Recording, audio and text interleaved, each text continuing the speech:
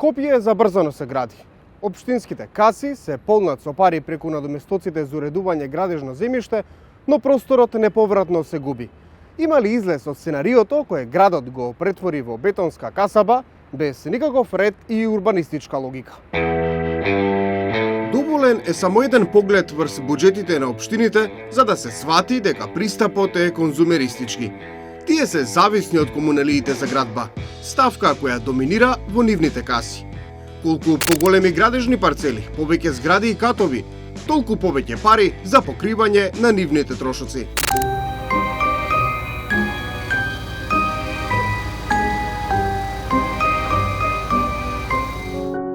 Првиот човек на заедницата на единиците на локалната самоуправа, градоначалникот на Скопје Шилегов, вели дека постои политичка волја да се излезе од ваквата состојба.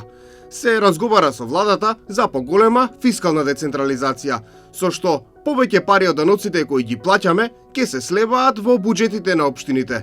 Но за ова се потребни законски измени. Станува збор за зголемување во зафаќањата на процентот што општините го добиваат од данокот на додадена вредност, што е сега многу мално, 3% од вкупното ДДВ зимаме во моментов како општини. Тука треба да имаме посериозен исчокор и дефинитивно и стандард е дека персоналниот данок што го плаќаат граѓаните треба да го добиваат барем во половина единиците на локална самоуправа, бидејќи вие и јас како граѓанин кога го плаќаме нашиот личниот персонален данок, очекувањата наши се дека онаму каде што екзистираме, онаму каде што живееме, го плаќаме данокот за да ни бидат подобрени условите. Поранешниот градоначалник Трајановски вели дека тие се обиделе системски и трајно да го подобрат финансирањето на општините. Наместо 3 добиваат 4,5% од ДДВ, а 80% од парите од продажба на градежно неизградено земјиште од концесии одат во локалните самоуправи. Дека приходите од ДДВ на општините ќе скокнат на 7%, СДСМ ветуваше во изборната програма уште пред 4 години. Но тоа за сега нема ништо. Ние и тогаш предлагаме да се зголеми процентот на ДДВ или процентот на персоналниот данок.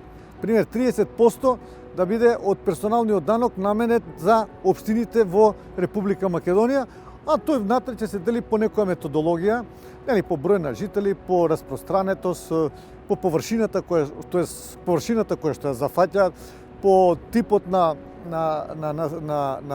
населбите, тоест дали се колку рурални има, колку урбани има и така, и со тоа потрајно би се решиле проблемите со финансирањето на општините во Република Македонија. Што покажуваат буџетите на скопските општини? Дел од нив се транспарентни со податоците, други доцнат со јавно објавување на бројките на нивните веб страници за граѓаните да знаат како се трошат нивните пари.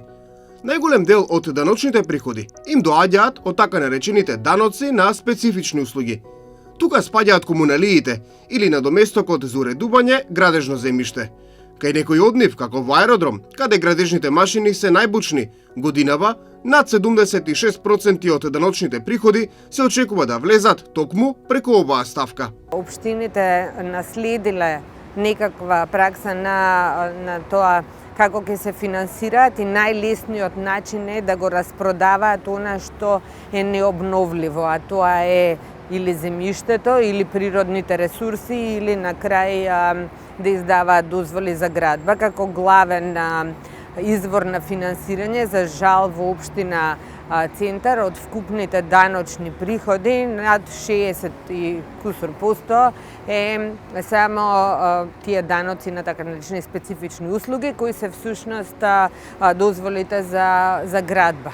Во просек комуналиите представуваат повеќе од 56% од вкупните буџетски приходи на општините, признава првиот човек на ЗЕЛС. Имате притисок од граѓаните да ги подобрувате условите на живење од една страна, од друга страна имате недоволно средства и во трката за средства кои што се 56%, вие едноставно некои од просторите ги дехуманизирате или биле дехуманизирани, така што јас мислам дека тука некаде е вистинскиот пат да изнајдеме едно сериозно стратешко решение за финансирање на единиците на локална самоуправа. Ако вие погледнете, ќе видите дека општините не доволно ги наплаќаат своите изворни приходи. Тоа е од данокот на имот, од данокот на промет, данокот на имот најчесто се мисли, а исто така и и како што се водовод и останатите комунали кои што треба да ги наплатат.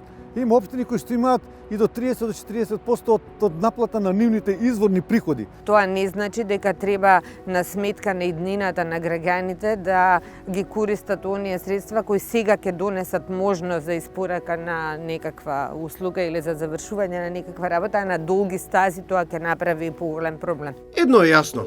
На скопските општини им е потребен подобар финансиски менеджмент, но и подобра визија за развој, во која во прв план ќе биде интересот на граѓаните.